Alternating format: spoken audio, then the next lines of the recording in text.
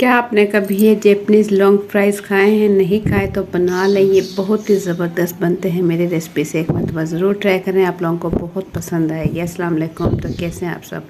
आज हम बना रहे हैं जैपनीज़ लॉन्ग फ्राइज़, बहुत ही मज़ेदार बनते हैं। तो ज़बरदस्त रेसिपी शुरू करने से पहले चैनल पर न्यू है तो सब्सक्राइब कर लें, वीडियो पसंद आए तो एक प्यारा सा लाइक और एक प्यारा सा कमेंट कर दें।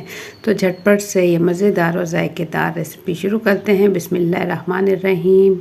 तो लॉन्ग फ्राइज़ बनाने के लिए यहाँ मैंने ले लिए हैं आलू हाफ़ के-जी जो कि है 500 ग्राम। इसे मैंने धो लिया है और इसके साथ हम ले लेंगे पानी। फ्राई पैन में पानी ले लेंगे, देगची में ले लें, आलू इसमें डालकर इसे अच्छे से उबाल लें। बहुत ज़्यादा नरम ना हो, थोड़े से सख्त हो, इतना उबाल लें। इसके बाद आलू उबालने के बाद ये देखें आलू मैं अच्छे से छील चुकी हूँ। छीलने के बाद इसे हम कद्दूकश कर लेंगे। मैश करने से बेहतर है आप कद्दूकश कर लें, क्योंकि कद्दूकश करने के बाद आलू बिल्कुल नरम और सॉफ्ट हो जाएंगे। इससे हमारे लॉन्ग फ्राइज़ बनाना बहुत ही आसान हो जाएंगे। देखिए थोड़ा सा आलू मैंने सख्त रखा है, लेकिन आलू अच्छे से पक भी चुका है, नरम नहीं रखा है। तो इसी तरीके से तमाम आलू जो है मैं कर चुकी हूँ।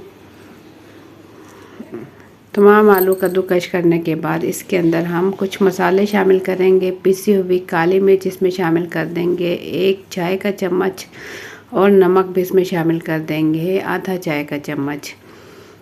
तो ये दोनों चीज़ें डालने के बाद इसमें हम डाल देंगे कॉर्नफ्लोर।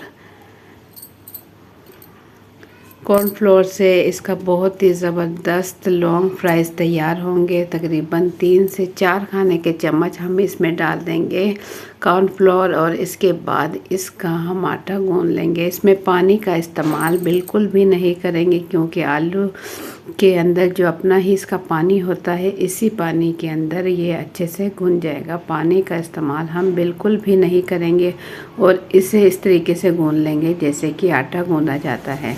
इसकी मिक्सिंग अच्छे से कर लेंगे ताकि इसके अंदर जो हमने काली मिर्च, नमक और कॉर्नफ्लोर का इस्तेमाल किया है, ये तमाम चीज़ें अच्छे से मिक्स हो जाए। ये देखिए अच्छा सा मैं गूंद चुकी हूँ, बहुत ही ज़बरदस्त आटा हमारा तैयार हो चुका है। इसके बाद हम कोई भी शापर बैग ले लेंगे इस तरीके का, जिसमें दाल या चीनी वगैरह आती है। इसे अच्छा सा वॉश कर लेंगे और इसके बाद थोड़ा थोड़ा आटा जो हमने आलू का तैयार किया है इसके अंदर डाल देंगे। तमाम आटा थोड़ा थोड़ा करके इसके तमाम शॉपर के अंदर आटा हम डाल देंगे। तो इतनी देर में अगर आप लोगों को मेरी वीडियो पसंद आती है तो एक प्यारा सा लाइक कर लें, चैनल पर न्यू है तो सब्सक्राइब कर लें। तमाम आटा शॉपर बैग में डालने के बाद ये देखिए पहले हम हाथों से थोड़ा सा प्रेस करेंगे और इसके बाद बेलन की मदद से इसे हम अच्छा सा बेल लेंगे। हर साइड पे शापर में अच्छा सा फैला लेंगे। बिल्कुल आराम से हम इसे अच्छा सा फैला लेंगे। इसके बाद जो हम लॉन्ग फ्राइज़ तैयार करेंगे बहुत ही ज़बरदस्त तैयार होंगे। सेम इसी तरीके से आप भी तैयार करें, बहुत ही मज़ेदार बनते हैं। ये आप घर में भी बना सकते हैं, बच्चों के लिए लंच में भी दे सकते हैं और मेहमानों के आने पर भी आप इसे बना कर रख सकते हैं। ये देखने में भी बहुत ही खूबसूरत लगते हैं और खाने में भी बहुत ज़्यादा क्रिस्पी और मज़ेदार बनते हैं। तो ये देखें बेलन की मदद से मैं कोशिश करूँगी हर साइड से इसे बहुत ही अच्छा सा मैं बेल लूँ, और इसके बाद हम बेलने के बाद इसे अब हम फ्रीज़ कर लेंगे तकरीबन 10 से 15 मिनट के लिए। 10 से 15 मिनट फ्रिज में रखने के बाद ये देखिए शॉपर जो है हर साइड से मैं अच्छा सा कट कर लूँगी।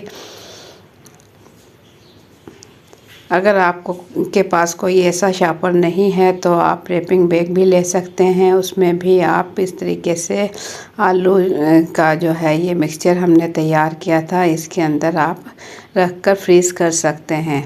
तो शापर हर साइड से अच्छे से काटने के बाद शापर जो है ऊपर वाला शापर हम हटा देंगे। ऊपर का शापर हटाने के बाद अब हम इसकी कटिंग कर लेंगे। लॉन्ग फ्राइज़ बना रहे हैं, इसकी हम कटिंग कर लेंगे। इतना कटिंग करेंगे बिल्कुल कि ये चौकोर लगे हर साइड से। बिल्कुल पतले पतले से लॉन्ग फ्राइज़ की हम कटिंग कर लेंगे।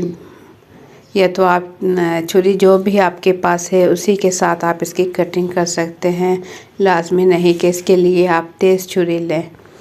ये मेरे पास छुरी तेज़ नहीं है, इसलिए मैं इसकी बिल्कुल आराम से इस तरीके से इसकी कटिंग कर लूँगी। कोशिश करेंगे कि साइज़ के लॉन्ग फ्राइज़ की कटिंग कर लें। पहले हम कटिंग कर लेंगे और ऑयल चूल्हे पर मैं रख चुकी हूँ गर्म होने के लिए, इसे हम फ्राई कर लेंगे। पहले हम तमाम लॉन्ग फ्राइज़ की कटिंग कर लेंगे। ये बहुत ही मज़ेदार बनेंगे, आप एक मरतबा ज़रूर ट्राई कीजिएगा। अब सेम रेसिपी से आपको बहुत ही मज़े के लगेंगे, आप बार बार इसे बनाना चाहोगे। ये इतने ज़बरदस्त क्रिस्पी और मज़ेदार बनते हैं। इसके बाद आप किसी भी चटनी, दही के रायते के साथ आप इसे खा सकते हो। तो तमाम फ्राइज़ की मेरे कटिंग करने के बाद आपको दिखाऊँ, ऑयल भी गर्म हो चुका है। पहले मैं इसमें छोटा फ्राइज़ जो है डालकर चेक करूँगी। ऑयल गर्म है, बहुत ज़्यादा धुआंदार तेल गर्म नहीं होना चाहिए, सिर्फ गर्म होना चाहिए। तो लो टू मीडियम फ्लेम पर इसे हम फ्राई करेंगे ताकि ये अंदर तक अच्छे से पक कर रेडी हो जाए। अब इतने ही हम कढ़ाई में डालेंगे जितने कि इसमें आ सकें, और कोशिश करेंगे इसे सीधा ही रखें ताकि इसकी शेप जब तैयार हो पकने के बाद ये सीधे ही रहें। लो टू मीडियम फ्लेम पर इसे पकाएंगे। थोड़ा सा 4 से 5 मिनट लगेंगे इसके पकने में। तो इसका कलर देंगे, गोल्डन कलर आने तक इसे हर साइड से अच्छा सा पका लेंगे।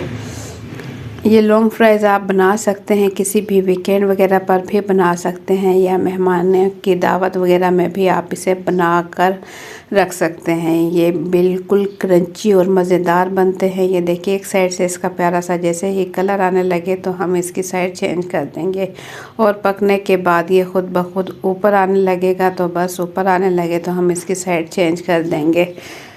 हर साइड से इसका प्यारा सा कलर दे लेंगे। बाकी के फ्राइज़ जो है वो भी इसी तरीके से हम तैयार कर लेंगे। तो गर्मा गर्म मज़ेदार और क्रिस्पी फ्राइज़ हमारे हो रहे हैं तैयार। आप लोग ज़रूर ट्राई कीजिएगा, आपको बहुत पसंद आने वाले हैं। तो ये देखें कितना प्यारा खूबसूरत गोल्डन इसका कलर आ चुका है। तो इससे हम निकाल लेंगे। बाकी के फ्राइज़ भी मैं इसी तरीके से तैयार कर लूँगी। आप बच्चों को लंच वगैरह में भी दे सकते हैं। ये बनाकर भी आप रख लें, बाद में भी इसे खा सकते हैं, और ये खाने में बहुत ही मज़ेदार लगते हैं। तो मैं निकाल कर प्लेट में भी आपको दिखाऊंगी कितने ज़बरदस्त हमारे लॉन्ग फ्राइज़ तैयार हुए हैं। और ये बहुत ही ज़्यादा क्रिस्पी और मज़ेदार बने हैं। तो आप लोगों को मेरी आज की रेसिपी कैसी लगी, अपना फीडबैक कमेंट्स के ज़रिए ज़रूर दें। चैनल पर न्यू है तो सब्सक्राइब कर लें। वीडियो पसंद आए तो एक प्यारा सा लाइक और एक प्यारा सा कमेंट कर दें। इसे आप टमाटर की चटनी या दही के रायते के साथ खाएं, बहुत ही मज़ेदार लगते हैं। और इसके ऊपर अगर आप डाल लें चाट मसाला तो क्या ही बात है, मज़ा ही आ जाता है लॉन्ग फ्राइज़ खाने का। तो इंशाल्लाह फिर मिलेंगे एक अच्छी सी रेसिपी के साथ। मुझे दें इजाज़त, अपना बहुत सा ख्याल रखें, दुआओं में याद रखें। अल्लाह हाफिज़।